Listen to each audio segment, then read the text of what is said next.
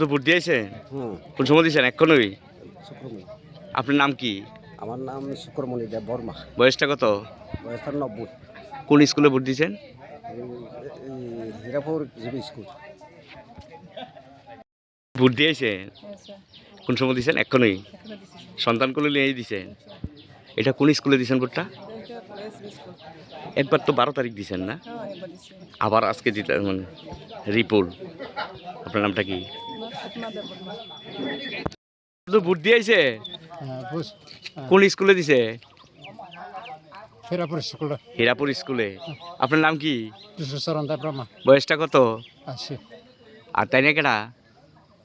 তাই না আপনার স্ত্রী? তাই নাম কি? রাজলক্ষ্মী দেব বর্মা। আপনার ভোট দিয়েছে? এখন দিয়েছেন না? 7:30 দাঁড়াইছে। ভোট শুরু হয়েছে নি? শুরু হয়েছে। এটা কোন স্কুলে দিতেছেন? হীরাপুর এসবি স্কুলে। এসবি স্কুলে যে রিপোর্ট হচ্ছে কি পিসফুলি হচ্ছে স্যার? হ্যাঁ, শান্তিপূর্ণ হচ্ছে। আমাদের গতকাল থেকে ইনফ্যাক্ট আমরা নিরাপত্তার চাদরে আমরা মরে ফেলেছি। আজকে ভোর থেকে আমাদের সিকিউরিটি ফোর্সের বিভিন্ন জায়গায় ইনফ্যাক্ট এই যে যত এখানে এই পোলিং স্টেশন অন্তর্গত যতগুলো গ্রাম আছে এটার মধ্যে আমাদের ফোর্স এখন মানে ডেপ্লয় আছে। পর্যাপ্ত নিরাপত্তা রয়েছে। কোনো এখন পর্যন্ত স্যার কোনো কমপ্লেন আসেনি যে ভোট দিতে বাধা এসেছে? এখানে ইভেন সকাল থেকে আমাদের ইভেন সিনিয়র অফিসাররা এখন অবস্থান করছেন এখানে। ইভেন আমাদের ডিআইজি র্যাঙ্কের অফিসারও এখানে হয়ে গেছেন, অবজারভারও এসেছেন। অবজারভার এসছে স্যার। কোনো ঘটনার খবর নেই এবং হবেও না। আমরা ওইটার জন্য খুব সতর্ক। স্যার আগামীকাল তো কাউন্টিং। স্যার শুনতে পেলাম 18 যে টাকারজলা জম্পুজলা কনস্টিটিউন্সির কাউন্টিং হবে আমাদের বিশালগড় বিশ্রামগঞ্জে হলে। স্যার ওই জায়গাতে কাউন্টিংয়ের সময় যারা সিপিএম কংগ্রেস বিজেপি মত আছে তাদেরকে কোথায় কোথায় জায়গা দেওয়া হয়েছে? আমরা অলরেডি জায়গা আমরা নির্ধারণ করে রেখেছি, যেহেতু আমাদের এখানে জাতীয় সড়ক আমাদের এই পাশ দিয়ে যাচ্ছে। তো এইটার চিন্তা করে আমরা যাতে এটার কোনো নর্মাল ভায়োলেন্স যাতে না হয়, স্টাফ না হয়, ভায়োলেন্স যাতে না হয়, আমরা সবাই মানে একটা আলাদা আলাদা জায়গায় আমরা কাউন্টিং হল থেকে স্যার দূরত্ব মেনটেন করি নির্বাচন কমিশন মেনটেন করা। স্যার শান্তিপূর্ণভাবেই হবে কাউন্টিং এবং রিপোর্ট হচ্ছে। আশা রাখছি আমরা শান্তিপূর্ণ এবং সবাইকে আমরা আমাদের পুলিশের জেলা পুলিশের তরফ থেকে আমরা আহ্বান করছি সবাই যেন শান্তিতে যেন আসে এবং শান্তিপূর্ণভাবে যাতে এখানে অংশগ্রহণ করে, কোনো এরকম ভায়োলেন্স মনে নিয়ে যেন না আসে।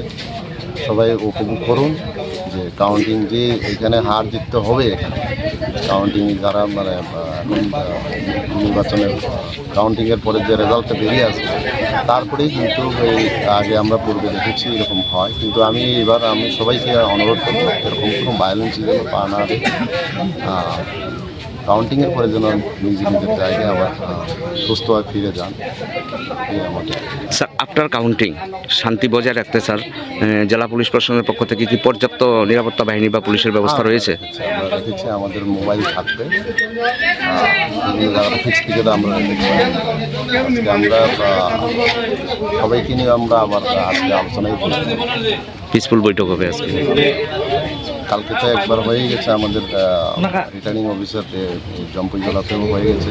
সব প্রতিনিধিদের আমরা রিকোয়েস্ট করেছি যেন সবাই শান্তি বজায় রাখে এবং তাদের নিজের যে কাউন্টিং এজেন্ট আছে তাদের সময় মতো পৌঁছে